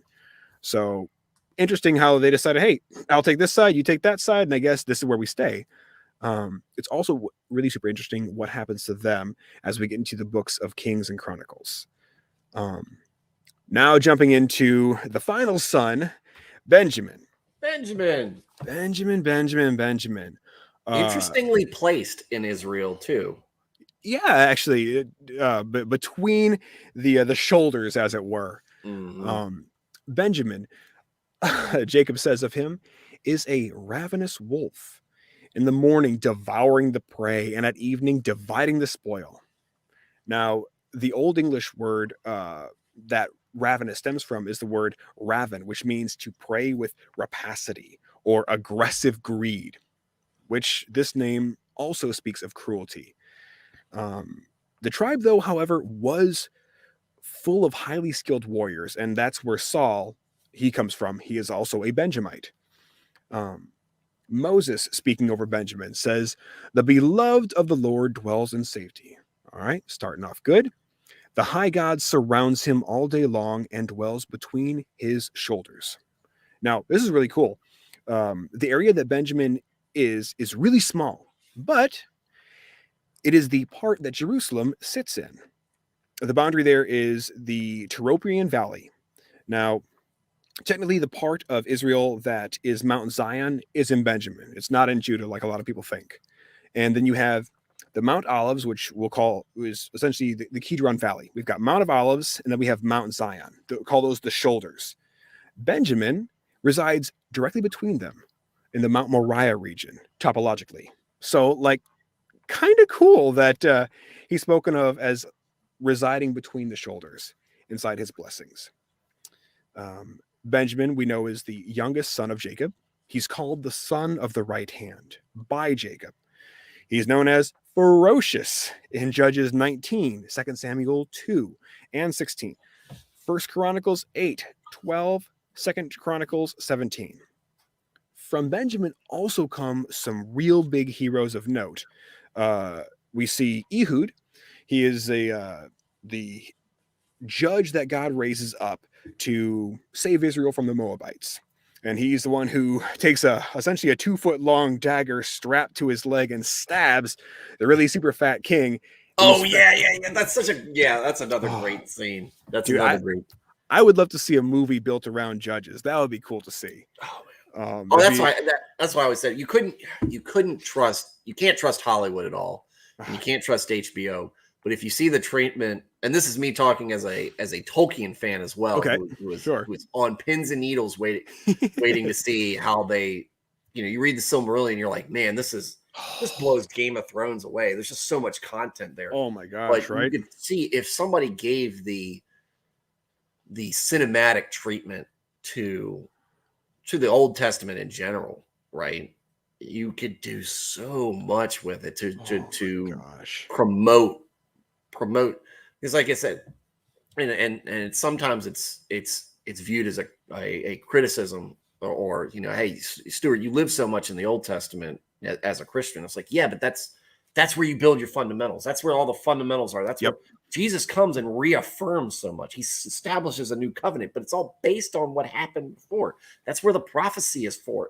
Everything's building up basically from Noah or Abraham, depending on where you want to start. It's all leading up to Christ, right? And then Christ is going to that's the biggest, that's the childhood of humanity, right? We're learning, and God is guiding us in very strictly, where when Christ is going out now it's here. You guys are going to be much more on your own. You're going to be much more free, but you're going to have the responsibility of faith. I'm not going to be doing these direct things. I'm not going to be speaking down and coming to you the way that I've come to these prophets, or I've come to your kings. Mm-hmm. Now salvation is for everybody. We're doing this great cleansing. This is what this is. And that's great, but again, and I don't want it to sound like a criticism, but it often comes across of it as like, you've got the Old Testament, which is your fundamentals, then Christ coming and preaching, and that's the big meat of the New Testament. And then after that, it's mostly Paul and and some other folks and everything establishing the church and basically it's trying to establish how the church and how do we need to behave to be better examples, to live life the way Christ wanted us. It's kind of like, all right, Christ has come and done this great thing for us. Where do we go from here? And that's where the rest of the New Testament is until you get to Revelation. It's a whole different bag. It's just this whole thing. But that's a majority of it. Jesus, where do we go from here now? And this is, with divine inspiration, obviously. Mm-hmm. Yes. But at the end, it's not the narrative. It's not the history that the Old Testament is. It's much more instructional. To me, it's a lot like it can be a lot like Leviticus in some some instances. Whereas, you don't have New Testament volumes like Kings or Jonah or Job. It's much different. Yeah, and the epistles are really super cool too, because you get to see kind of a finer point put on the idea of serving God or letting your work be an act of worship to God. And you really see it boil down to a simple idea of further God's family and build community. And if you want to try and simplify what the actual Christian message or what your overarching goal of being a Christian is, like, that's really it. Yeah. Bolster God's family and forge community. And you have, of course, the spiritual aspect of everything. But it's cool to see here inside the Old Testament a lot of just like you were kind of saying, the building blocks. Like, hey, these are the do's and the don'ts that they had to deal with. And these are a lot of the ritualistic things, according to those 613 Mosaic laws that they had to contend with. It's really cool to see that codified in Jesus Christ, where he says, not a single jot or tittle will pass from the law, essentially until the end. Like, don't think that I came to abolish it. No, I came to confirm this law. Confirm it, yeah. And it's really cool when you see that light bulb click on for people and they realize, oh, okay, got it. I don't have to overcomplicate this anymore. I can literally I can abide inside the New Testament, but I can get all that good foundation from the Old Testament too, instead of trying to do the progressive Christian thing and say, oh yeah, New Testament makes the Old Testament irrelevant. You just need to be nice to people, right? Yeah, just be a red letter Christian. No, for the birds. And what does Jesus do at like the whole thing when he's given the parables, when he's talking to the Pharisees? He's not saying, no, you were doing it this way, but we're doing it different now. He's like, no, look at how far y'all have fallen from where y'all were supposed to be when Moses left. those commandments, when he made that covenant, when Abraham made the covenant and Moses reaffirmed it, and it was put on the tablets and the Mosaic laws and everything. And when y'all started at that point, look at where y'all have come, where y'all have become so in love with the laws.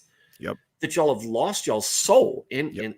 I'm here to remind you that you have a soul and that you need to live in that. And it's not the laws are there to help you be people, not to subjugate people under a law. It's one's not supposed. Once they had it backwards, and he's like, "This is how far we've come."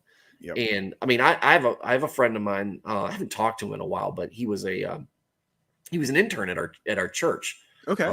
And he spoke a couple times. He was very much a follow the Mosaic law.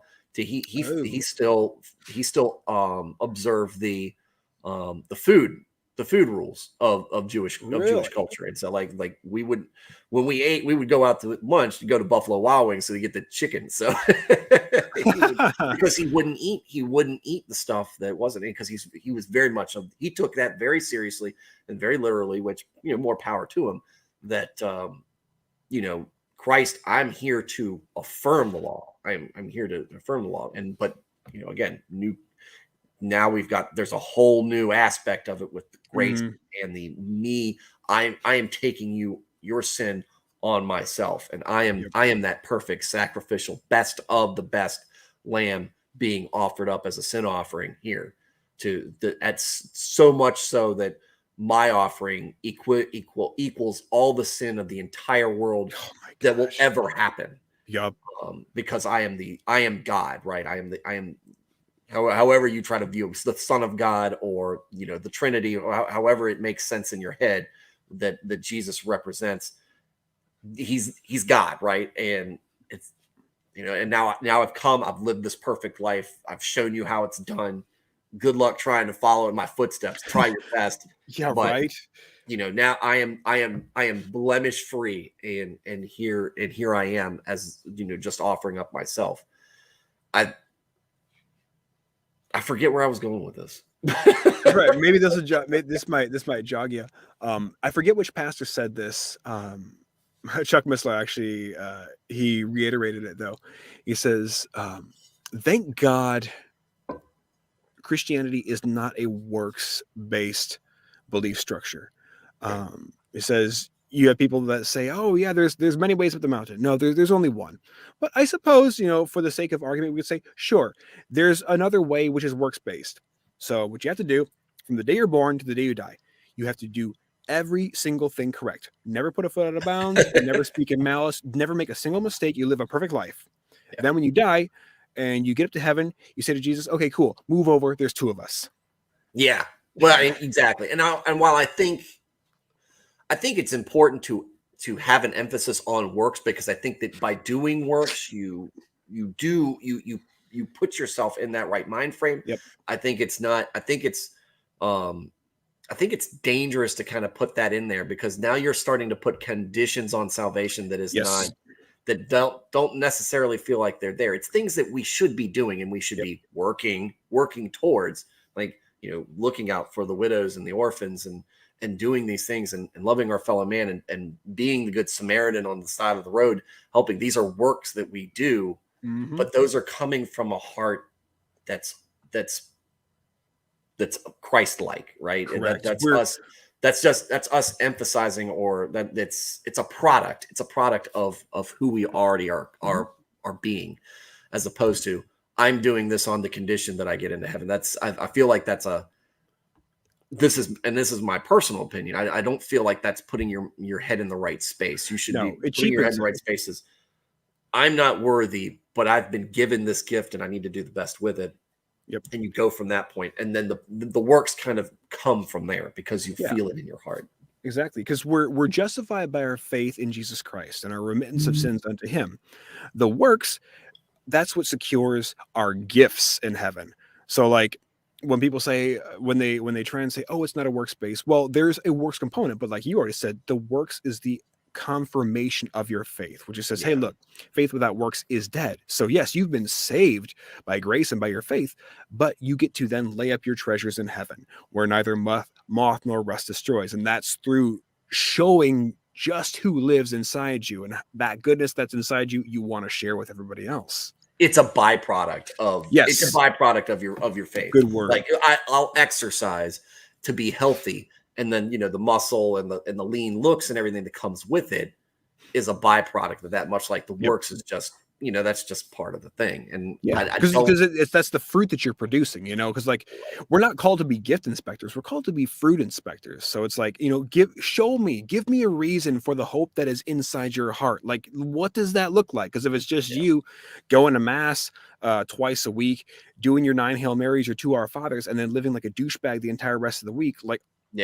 are you essentially just a Crino? Are you a Christian in name only? Like what is this? And that's the thing, and that puts us in that sets us up for probably the biggest problem internally within the church is the congregation or the community of Christians who look at, I'm here, and now I'm looking down at the people who aren't as much as me, and every comparing. And I think that works. It might work for people. I don't want to come down too hard on people, because if it's getting them to where they need to be, right? But I feel like trying to center things or to base the faith off of works is not where we should be, because I think it puts us in a bad space where we end up being like the Pharisees, which in some aspects within the RCC. And they're not alone, because we've got the problems within the other denominations, where you get those aspects of kind of pharisaical work. And we're all, I think the Christians with the good heart who are fighting the good fight, we're all we're contending with. We're so off topic right now, but we're contending with. It's all good. We're contending with that. Mm-hmm. At the same time, we're contending with the fact that that's pushing people away, that society and the media and culture is trying to push people away, and people are lazy and or just despondent or just depressed or whatever, that we're set us upon by so many sides, these ways that are pushing people in, but we want to gather as much of them to us. Mm-hmm. And it feels like that's why I said a workspace thing ends up. There's just so many problems, I think, that derives from it. And you can add to the fact that of something that used to happen a lot is, you've had a lot of misfortune in your life, you must have done a lot to tick God off, right? Which is wrong. Don't do that. But I feel like that's if it's not derivative of workspace, I feel like it's aligned with it somehow, because it just feels like, oh well, you're not doing the right thing. And that's why your life is so terrible. And it's like of course there's consequences, good and bad, for everything that we do. And we know that while God disciplines sin in our temporal life, it is punished eternally if you don't come to a saving knowledge of Jesus Christ. And the works that, like you were mentioning, the works being a byproduct of the faith that's inside of you, like essentially that's your reaffirming daily to anybody who would look onto you and see the witness that your life is supposed to be, that, hey, there's more on the inside of here than just what I espouse when I go into church on Sunday. Because I forget who said it, but I love the quote, and it's the greatest single cause of atheism in the world today is Christians who confess God with their mouth, but then walk out the door and deny him with their lifestyle. Oh, and who sang Jesus Freak? That was DC Talk. DC Talk. I remember that was part of one of their songs on their album. And I think they were quoting somebody. I don't think it was them, but I always remember that part in the song. I don't know why. What If I Stumble? I think it was What If I Stumble. It was the song that they did, but it wasn't Herman Spencer, was it? That might have been Herman Spencer. I think it was Herman Spencer who said that. Look, Brian coming out of nowhere. The one, our first comment of the night, Robin comes, What If I Stumble was the song. Yes. Yep. That was the first rock I ever heard. I didn't know that there was anything other than him. And I'm a guy who lives in the hymns. But sure.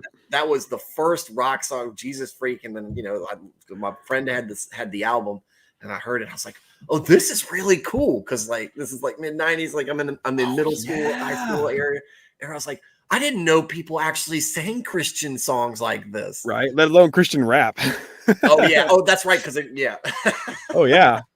But actually, now because you brought up the New Testament, the epistles. What's interesting too is, like, if we go into some of the heroes of note beyond Ehud inside the tribe of Benjamin, we have, I already mentioned Saul, and then Jonathan as a byproduct. We have Queen Esther, but then we actually have the Apostle Paul, who was also from the tribe of Benjamin, and he was the one who was the most devout to the letter Pharisee that ever lived. And it's so amazing when you read through Romans, which we're definitely going to have several conversations on that one. But when you read Oh through yeah. Romans and you realize that he was ravaging the church, a lot of people will say, "Hey, Saint Paul was a murderer. He breathed murderous intent at all these people," and he's one who was justified by his faith. And if he's one who's, because he is one who stressed, like, look, you're justified by your faith. And then James says, and you secure your rewards with your works. If we have Paul here going, thank God grace exists, then that should be a huge just blinker to the rest of us, saying, Oh yeah. there is no way you're getting through those doors just on your good actions alone. If your heart is not aligned with Jesus Christ, do all the works in the world you want. It means nothing at the end of the day. And James pretty much echoes the same thing in telling us how we secure our heavenly rewards. Not that eternal life isn't a reward in and of itself, but I guess I don't know, maybe one mansion has finials, maybe the next one has crown molding. Who knows? Yeah.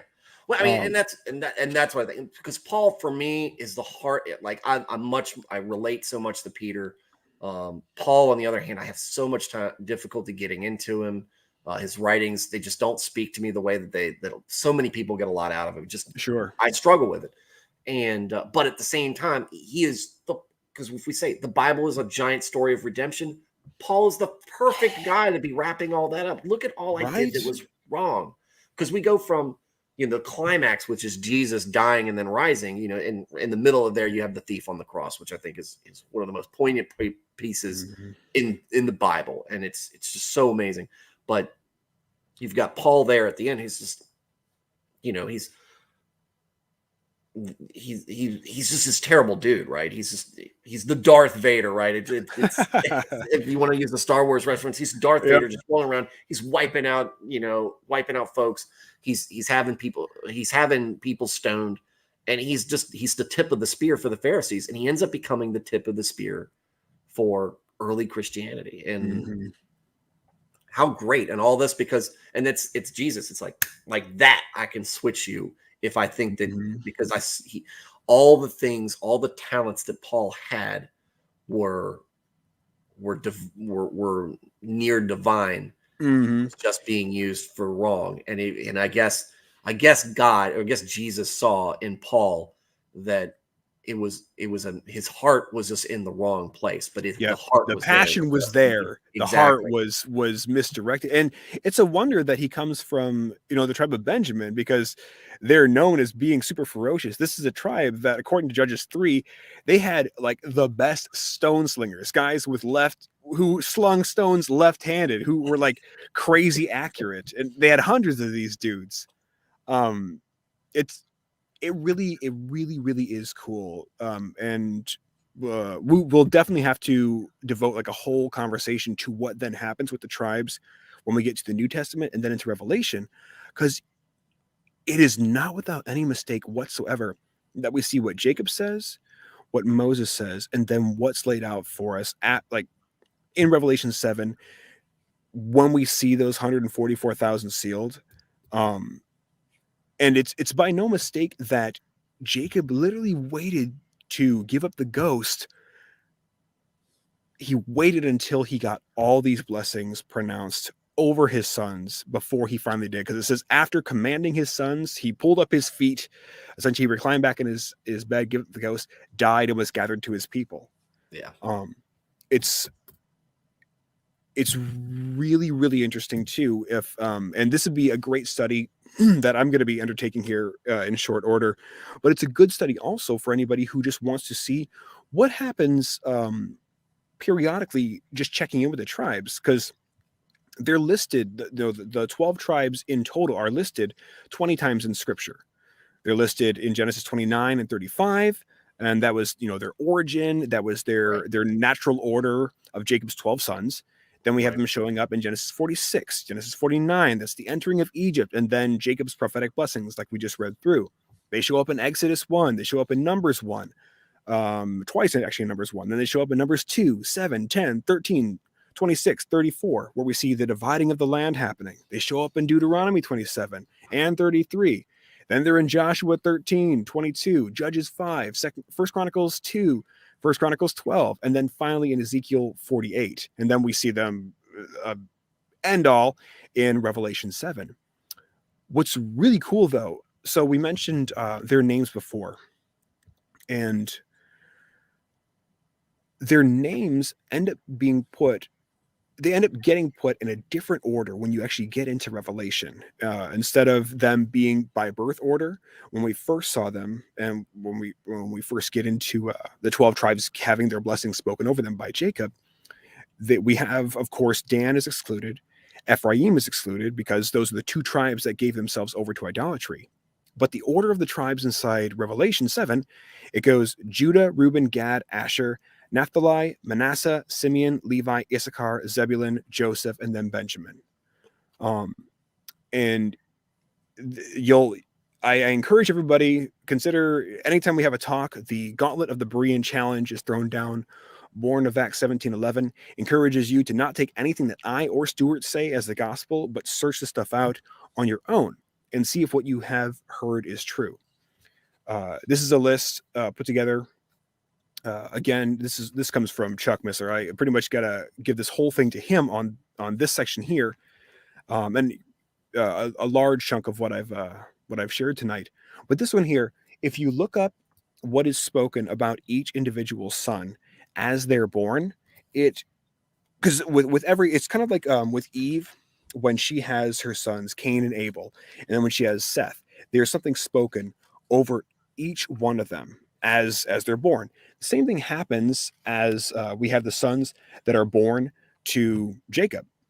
The first time we have Reuben, because the Lord has looked upon my affliction, for now my husband will love me. That was what Leah said.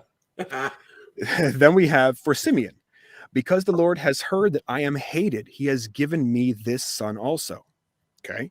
Then we go to Levi. Now this time my husband will be attracted to me because I have borne him 3 sons. Go to Judah. This time I will praise the Lord. Okay. Then we move on to Bilhah. This is what Rachel says after Bilhah gives birth to Dan. God has judged me and has also heard my voice and given me a son. Naftali. With mighty wrestlings, I have wrestled with my sister and have prevailed. And these also tie directly into what their names are actually, what they actually mean. Then we go to Zilpah with Gad. Good fortune has come. Then Asher. Happy am I, for women have called me happy. Then we get to Issachar. God has given me my wages because I gave my servant to my husband. Then we go to Then we go to Zebulun. God has endowed me with a good endowment. Now my husband will honor me because I have borne him 6 sons. Then we go to Joseph. God has taken away my reproach. And then we have Benjamin, where we know he is the son of his right hand.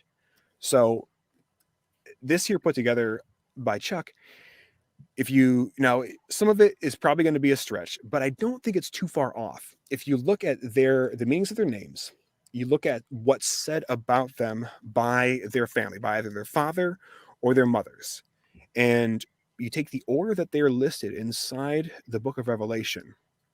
This is what is spoken about them and their names. If you read it all out in that same order, what it reads. We have Judah, praise the Lord. Reuben, he has looked on my affliction. And Gad, granted good fortune. Asher, happy am I. Naftali, my wrestling. Manasseh has made me forget my sorrow. Simeon, God hears me. Levi has joined me. Issachar, purchased me. And Zebulun exalted me. By Joseph, adding to me Benjamin, the son of his right hand. That's amazing. Not wild? That's That's amazing. But Once, hey, let me go one more through, just top to bottom, just straight through. Praise the Lord. He has looked on my affliction and granted good fortune. Happy am I. My wrestling has made me forget my sorrow. God hears me, has joined me, purchased me, and exalted me by adding to me the son of his right hand. Like, yeah, it's so cool. Nothing is in here by mistake whatsoever. it's I'm speechless about it, and this is not something that happens to me a lot, right? I've always have something to say, but how amazing is that? Because like I said, the thing that's always floored me is the most prophetic thing that you see with, Abraham's two sons. Isaac, one goes one way and one goes the other way, and he says at the beginning, he says y'all are not going to be, y'all's descendants are not going to be friendly to each other, and we see in current events they're not. And you can look at that as it's like, look, if you're looking for just a fraction of divinity there, it's right there, and that's in the first book of the Bible. Yep. It starts off, and then you put together things like that, and that's incredible. It's all like, as much as people want to try and say, because there are still those lunatics out there who will say, oh, the Bible's a bunch of man-made contrived nonsense.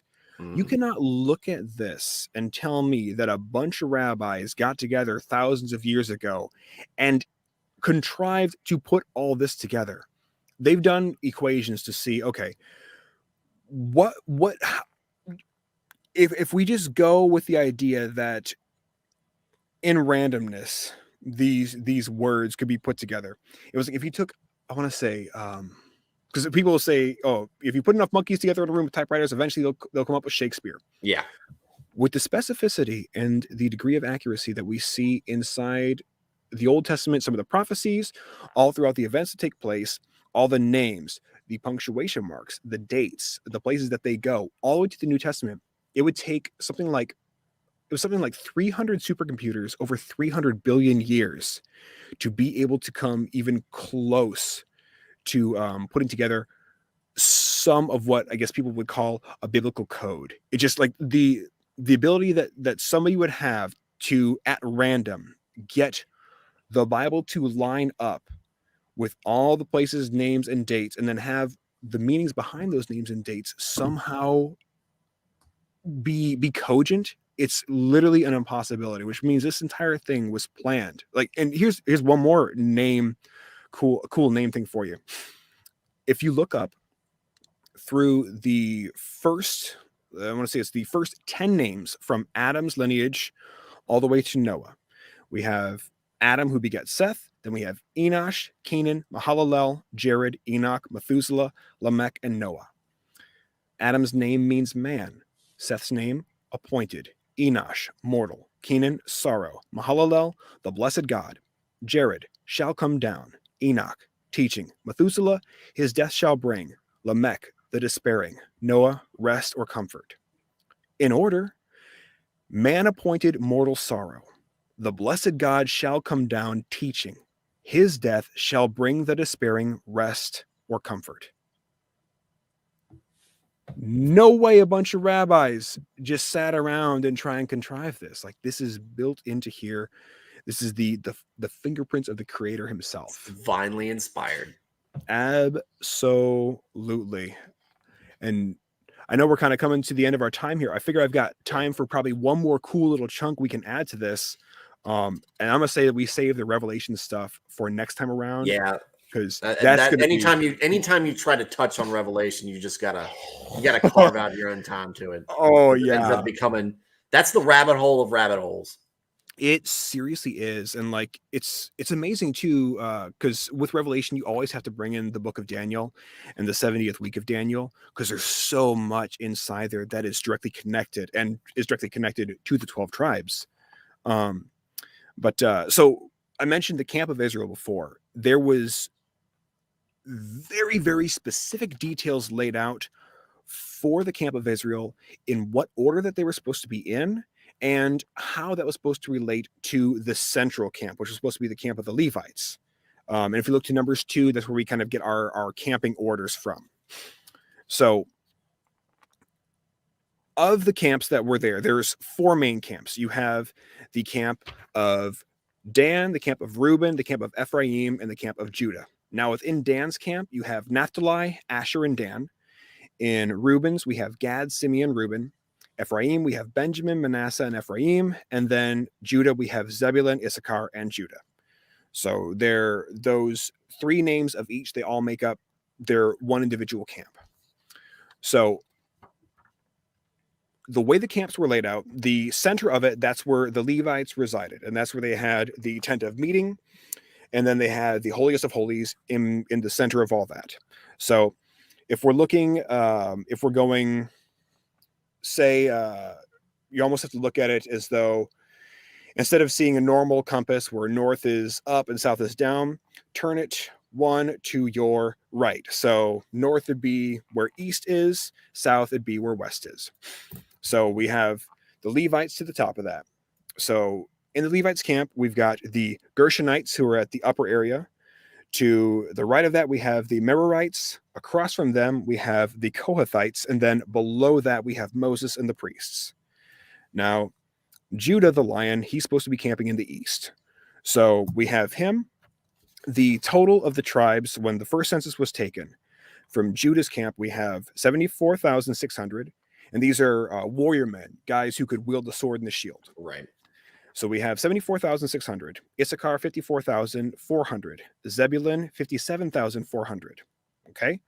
Then from the camp of Ephraim, we have Ephraim with 40,500, Manasseh 32,200, Benjamin 35,400. Of Reuben, we have 46,500, Simeon 59,300, Gad 45,650. Then from Dan, we have 62,700, Asher 41,500, Naftali 53,400. So for Judah, that comes out to be 186,400 guys. Now figure in women and children, probably elderly after that too. You could probably almost take the number and triple it. Yeah.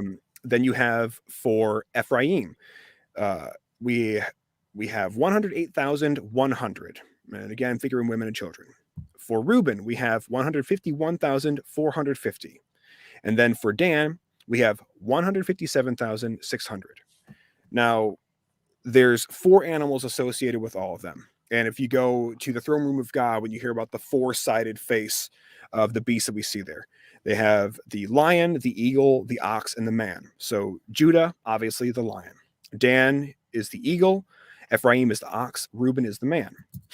So when they would lay out their camping, the way it was all set up was they laid them out in square formations.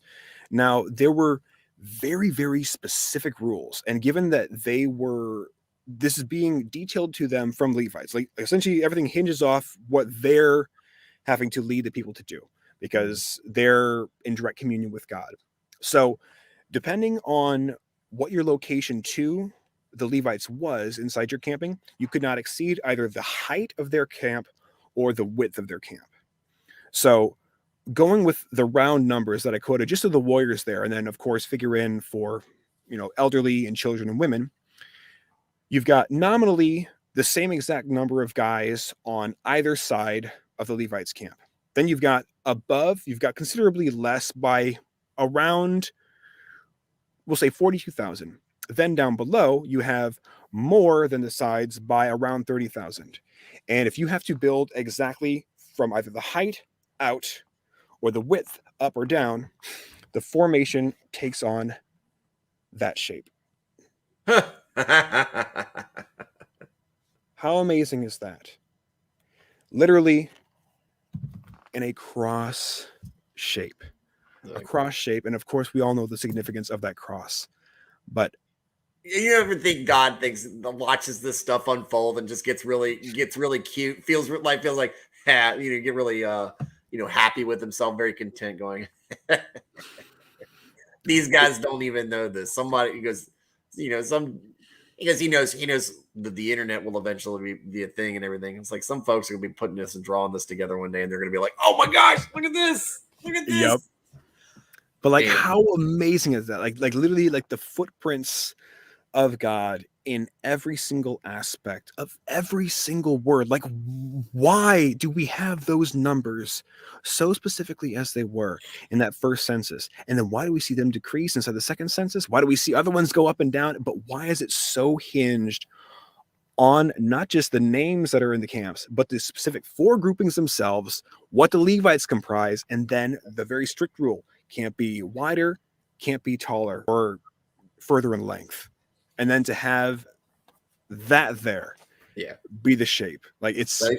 As the dad, trust me, son, I know what I'm doing, and you'll figure it, and you'll realize one day why I had you do it this way. And that's I said, this is, for those of us who were blessed enough to have a father figure like that who would take us aside and do these things, you understand. And if you have the blessing to have a child and are teaching them something and they're questioning, because that's what we do, that's what the Israelites do, that's just our nature. Questioning, why this, why that.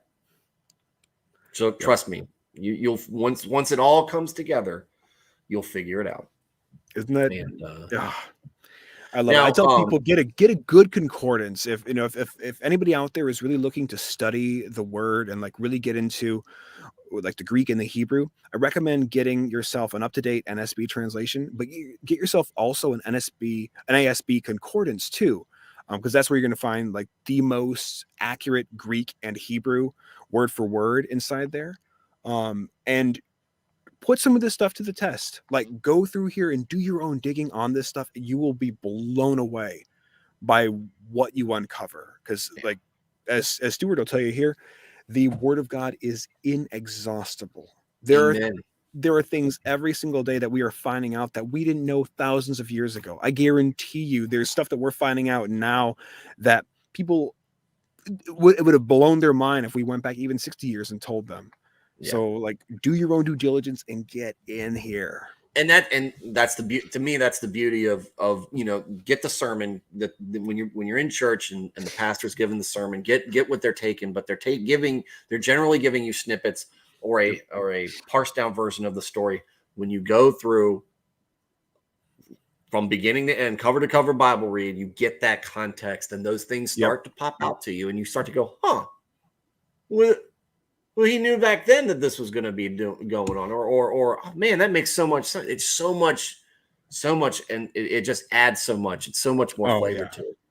All right, so we're coming up on 2 hours, and I know that we've all got things that we've got to do, but I wanted to list this because the Rapture just came in with a question. Sure. And maybe the question is, any opinions on the quote unquote out of India theory and how it wraps in with the story of Noah? I don't know what the out of India theory is. I'm not really familiar with that either. Are we talking out of India in reference to the children of the East? I don't know. He might pop in. This might be a good thing because the Rapture was actually on here on my last stream on Friday, and so he's very much. He's very much like you, kindred spirits, in the desire to educate themselves and dig into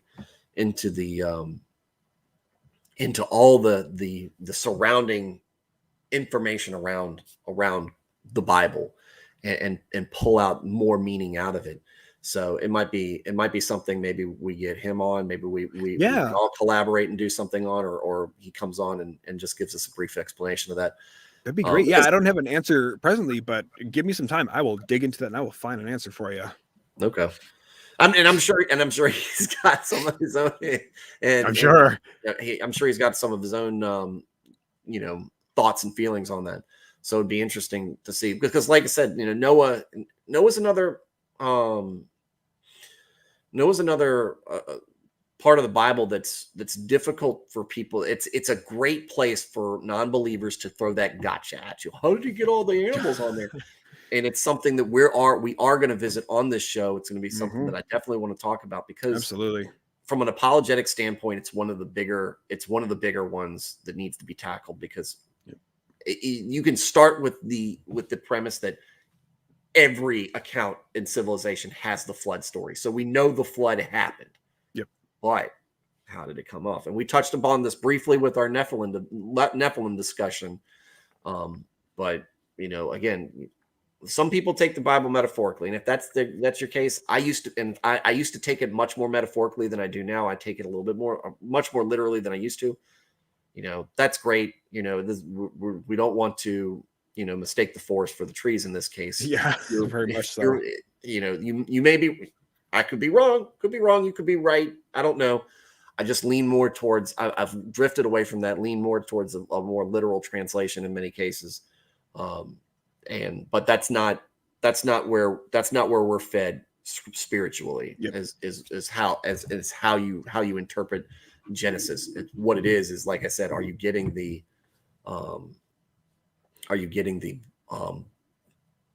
fundamentals out of the Bible? Yep. And are you following Christ and his instructions? Yep. And a good question too is also like when it comes to clarity and what you'll see when taking the Bible as a whole, you could rip out a page or two from any section of the Bible and you still don't lose the big picture. And I've seen way too many people, unfortunately, like whether it be a biblical debate between two Christian scholars or whether it be in discussion amongst friends at Bible study, like you said, missing the forest for the trees. People can get so hung up on a detail that's way out in left field or way out in the weeds that they miss the actual bigger picture. They miss the big story. Yeah. And anytime that happens and you find yourself getting hung up on details or happenings that are detracting from you being able to take the gospel narrative as a whole, then like that's when you got to step back and go, okay, where have I missed here? And what is the outworking of maybe details that I did miss? What is the logical outworking of that? And does that still lead me to Jesus Christ? Because I do believe that you're going to see, if you take any page inside here and you dig hard enough, you're going to find Jesus Christ on every single page. You're going to have to do some digging to find it, but he's there. Yeah, there's so much prophecy. There's so much foreshadowing of Jesus. Oh yes, where it just randomly pops up. And you're like, oh, that sounds like what's going to happen with Jesus. Oh, okay. And it just, like I said, that's what that reading all the way through, and that's not digging into it all that much. So that's what I'm looking forward to. So we'll wrap the show up now. Me and Eric talked about it on before the show. We're going to try to do this a bi-weekly thing. We'll iron out the day of the week we try to do this, and make it a scheduled thing, and we'll collaborate on that. And it's great because, like I said, Eric is great content. He's a great personality, and glad that we've gotten to know each other as brothers in Christ. Same. So you can follow Eric on Twitter at Eric Rolon. Yep. And you can follow him on YouTube at Angel Legend. That is Angel and Legend. They share the L at the end of Angel and the beginning of Legend. For that, like and subscribe to his page. Like and subscribe to mine. I put out content as I try to do it every weekday that I can, in some format or another. And what I'd love to get is as much interaction from the viewers as possible. I would love to say, Brian, you're in here commenting. I would love to see that. I want to, because when I'm doing these reactions, this is my reaction. And like I said, I might consider myself an average Christian, but my outlook might not be the same as someone else's. But I'd love to incorporate that and get that perspective from them, because everybody's got a different life angle that they're looking at things, and the word hits them in different ways. And the truth is the truth, and we're all trying to get as close to that as possible. But a perception on something it's just interesting to see. Like I said, the truth is, and we're all kind of orbiting around it, but you might see it from another side, and you're seeing that truth from a way that might really help and impact somebody in a major way. Absolutely. So like and subscribe, comment, tell us what we're doing right, tell us what we're doing wrong. We want to hear please. And we will be back with more conversations like this, and we will finish this discussion of the 12 tribes of Israel. Eric, thank you very much. Do you have anything you want to close with? No, you pretty much summed it all up. Just a big thank you to anybody who watches this. If you can, share it out there, because we're out here doing our best, really be soldiers for the Lord. And as I mentioned with even Paul's epistles, there's a couple commands that were given inside the New Testament, and one of those is love God, and the other one's love people. And we love people by building that community and by furthering His family. So, like, that's the name of the game. Let's make a big old happy family, and let's build out some community. Amen. Amen to that. All right, folks. Good night, and I'll be seeing you the next time I stream. And of course, we'll have Eric on for the next time he's on. Good night, everybody, and God bless.